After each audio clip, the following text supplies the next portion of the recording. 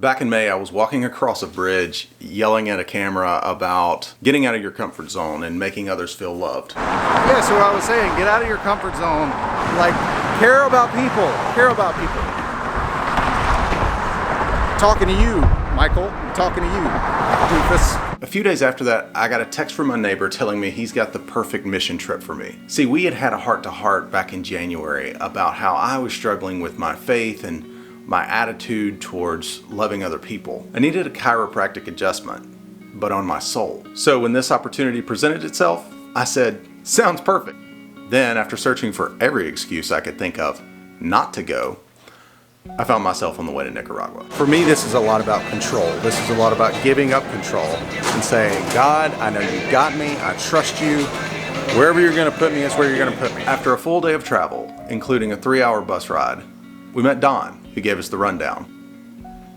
And the next morning, we set out to our first village, where we played with a bunch of kids, shared the gospel. At the second village that day, we spoke with a group of local men at their church and played with the kids. We went out to 3 different villages each day. In the morning, we'd spend time mostly with kids playing games. Then at the next village, we'd go out, cook a big pot of stew while playing with the kids. And in the evening, at the final village of the day, we'd meet with groups of men, give our testimony, and talk about the Bible. Everywhere we went, we found opportunities to pray with people who needed to know Christ.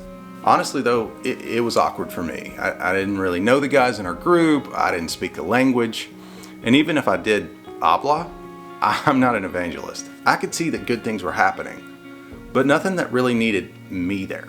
I don't play with my own kids this much, especially when it's this hot outside. But then, on the 4th day, we were at our second village. There was a boy about 7 years old, and he was breaking in line to play games. I was able to get his attention and gave him a small wooden cross that John, one of the other missionaries, had made for us to give out. The translators were busy, so as best I could, I told him the story of the gospel, and that I wanted him to have the cross as a reminder that Jesus loves you. Jesús te ama was the phrase in Spanish. He seemed to understand what I was telling him, and he behaved a little better the rest of the day. A little better. A while later, we had cooked the stew and passed it out to everyone. We were loading up to leave. I was ready to get on the trucks, get back to the lodge, and grab a few precious moments of air conditioning. Then I heard someone calling. When I turned around, the same boy from earlier was already in the air, arms open wide. He wrapped me up completely and gave me the biggest hug and said, "Jesús te ama." Then he jumped down and ran away. In that moment, I was reminded that Jesus loves me. How could I forget that? I'm surrounded by every blessing someone could ask for. I had been telling and hearing the story of the gospel multiple times a day, but ironically, I was the one who needed reminding that He loves me and He wants to be with me, no matter what.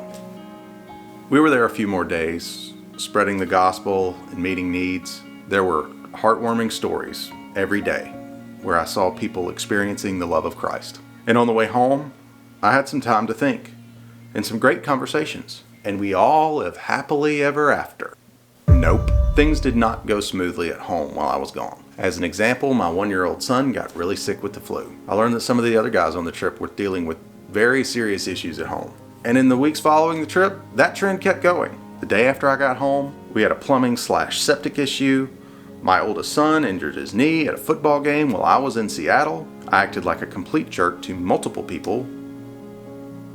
I felt like I was under attack. But now I had a perspective that I didn't have before. We had amazing doctors and surgeons to help us with sickness and injuries, and a home warranty to cover plumbing problems, and a good job that lets me pay for my home and the repairs, and parents who love their kids and grandchildren unconditionally. So while I still get frustrated more easily than I'd like, it's been easier for me to find the motivation to work on being better than I've been, because I know Jesus loves me and wants to be with me, regardless of my mistakes. If you've been considering going on a mission trip or stepping out of your comfort zone in some other way, I highly recommend it.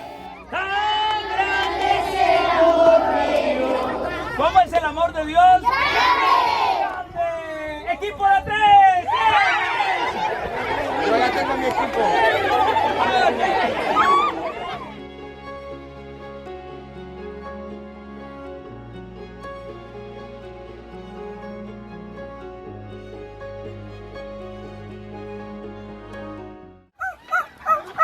All right, we figured out Randy's. Get the full gobbler. Oh, do it again. Do it again one more time.